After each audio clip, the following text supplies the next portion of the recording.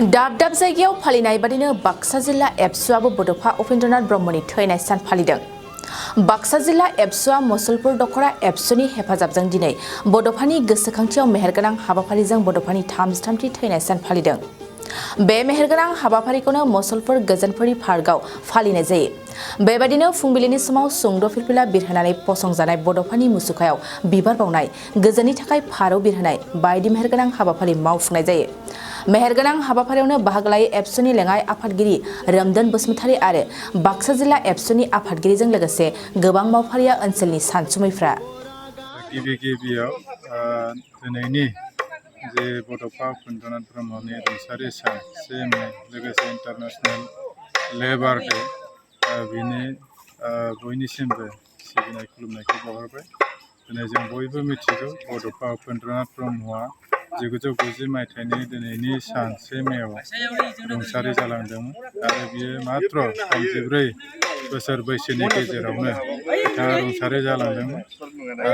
दिनै बाक्सा जिल्ला दुलाराय बर' फरायसा आफादा मिरु दुलाराय बर' फरायसा आफादनि बिथोन बायदियै मुसलपुरनि बे गोजोनपुरि पार्कआव सानसेनि हाबाफारि लानानै फुं समनि गेजेराव बेवहाय सानसेनि हाबाफारि लानानै मुसलपुर दखरा दुलाराय बर' फरायसा आफादजों जथायै बे फालिदों आरो बे फालिनो लानायाव मिरु दुलाराय बर' फरायसा आफादनि लोगो आफादगिरि रोमदोन बसुमतारी लोगोसे बाक्सा जिल्ला बर' थुनलाइ आफादनि बोसोनगिरि दैदेनगिरि आरो जोंनि बाक्सा जिल्लानि हारिमु आफादनि आफादगिरि लोगोसे मुसलपुर गुदि बर' थुनलाइ आफादनि दैदेनगिरि बिथांमोना बाहागो लादों, फरायसा बिथांमोना बाहागो लादों।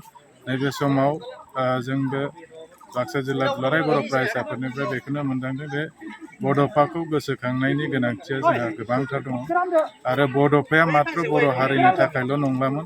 मानो होनबा दिनै आसाम सरकाराबो बिथांनि जोनोम सानखौ गनायबाय आरो बिथाङा जे गोग्लैसोनाय हारिनि थाखाय जेरैबायदि खामानि मावबोबाय बिनि थाखाय जों जेब्लायबो बिथांनि खाथियाव खर' गंग्लायनांगोन आरो बेजों लोगोसे बर' माहारिनि जिबायदि सिमां होलांबाय, जिबायदि बिथाङा जोंनो लामा होलांबाय, बर' माहारिया जौगानोब्ला मा बिथिङाव खामानि मावनांगोन, बबे बिथिङाव जौगानांगोन, रांखान्थि, राजखान्थि, समाजखान्थिखौ आरो बिथाङा साइन्टिफिक ससियेलिज्मनि बाथ्रा जे बुंदों बे बाथ्रायाव जोङो बैग्यानिक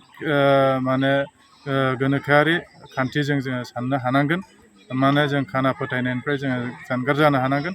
लोगोसे जोंनि मावनाय दांनायाबो जौगासारनाय जानांगोन। बेजों लोगोसे बर' माहारियाव जोङो खौसेथिया जोंहा थाथारनांगोन आरो गोजोन आरो खौसेथिया जेब्लायबो जोंनि थाखाय जौगानायखौ लाबोगोन। दा बे समाव बड'फानि जे थैनाय सानजों लोब्बा लाखिनानै गासैबो बर' माहारिया जाहाथे खौसे आरो गोजोनै जोङो दावगानो हायो, बेखिनिखौ बिथांनि सोरगोयारि जिउनिसिम जोङो आर'ज गाबबाय। लोगोसे जेब्लायबो बर' माहारिखौ बोर सारस्रि हरगोन होननानै जों आसा थियो। जोङो बुंखानांगोन बड'फानि सान्थौ आरो सानस्रिनि थाखायनो बर' माहारिनि दिनैनि अबस्था। जोङो जाय रावखौ जोङो रायलायो, जाय रावखौ जोङो बाहायो, बे रावा भारतनि 90 सिडुलाव हाबदों। बड'फाया सिगाङावनो बुंखादोंमोन बर' माहारिनि थांना थैनाया रावजोंबो जोंहा लोब्बा थायो आरो बे समाव गोबां आसाम सरकारनिफ्राय बायदि खैसोर जोंखौ बा जोंनि रावखौ गादबनो नागिरनाया गोबां सोलिबाय थादोंमोन, दाबो गेजेर गेजेर सोलिनो नागिरो। बे समावबो दुलाराय बर' फरायसा आफाद बिथांनि सान्थौ आरो सानस्रिखौ लानानैनो बर' माहारिया दिनै दावगादों आरो बेजों लोगोसे बर'नो मोनसे गावखुंथाय राहा नांगौ। बेखौ उनावहालागै आलादा रायजोनि बिथाङा जि दाबि खालामबाय दुलाराय बर' फरायसा आफादनि आफादगिरि जानानै, बे बिथिङाव नायोब्ला दिनै मोनथाम सुक्तिया फैबाय आरो बे मोनसेल' जि थांखिजों होसोनानै दिनै बे मोनथाम सुक्तिया जादों आरो बे गासैबो जिखिनि जोंनि आन्दलनानो जा बा बायदि जोंनि दाबि दावायानो जा, बड'फाया सोरजिनानै होलांखानाय, बड'फाया गावनि 92 चार्टार डिमान्डआव होखानाय माखासे दफाफोरजोंनो बा होखानाय माखासे डिमान्डफोरजोंनो जोङो आग बारायलांबाय थादों आरो बर' माहारिखौ दानो माखासे जि जोंनो रनसायनानै होलांबाय। माहारिया जौगानोब्ला बोरैहाय जागोन, जोंनि माहारिबाद, बर'खौ मोजां मोननाय, गावखौ मोजां मोननाय बोरै जानांगोन। दा बे बिथिङाव जुदि जों बड'फाखौ जुदि स्टाडि खालामोबा, बड'फानि सायाव जों बिजिरोब्ला गासैखौबो मोनो। दिनैनि समा दिनै बर' माहारिया जिखिनि आवथायाव दङ, दिनै बिटिआर सुक्तिसिम मोनफैनायनि गुदि खारनानो बड'फानि जि सान्थौ सानस्रि, बेखिनि खौ जोङो बुंनो हायो। बेजों लोगोसे आरोबाव थांनांगौ दङ। बड'फानि सानथौ सानस्रिया जोबनो थाङा। दा बिथांनि सायाव जोङो मोजांसिन स्टाडि खालामनांगोन। बयबो जोंनि फरायसाफोरा जोंनि गोरों गोराफोरा बिनि सायाव स्टाडि खालामनांगोन, बेखौ बिजिरनांगोन आरो बिथाङा मा लुगैदोंमोन, बोरैसिम बबे लेभेलसिम लुगैदोंमोन बर' माहारिखौ बेखौ जोङो मोनदांनो हागोन आरो मोनदांनायसिम जोङो जाहाथे स्टाडि खालामलायो, माने जोङो बिजिरलायो, अब्लासो जोङो बर' माहारिखौ गेरेमसा माहारि दानो हागोन। बिथांनि सिमांखौ जोङो जाफुंसार खालामनो हागोन। नोंथाङा सानाय सुनाय बेरामनि जेंनायाव दं नामा?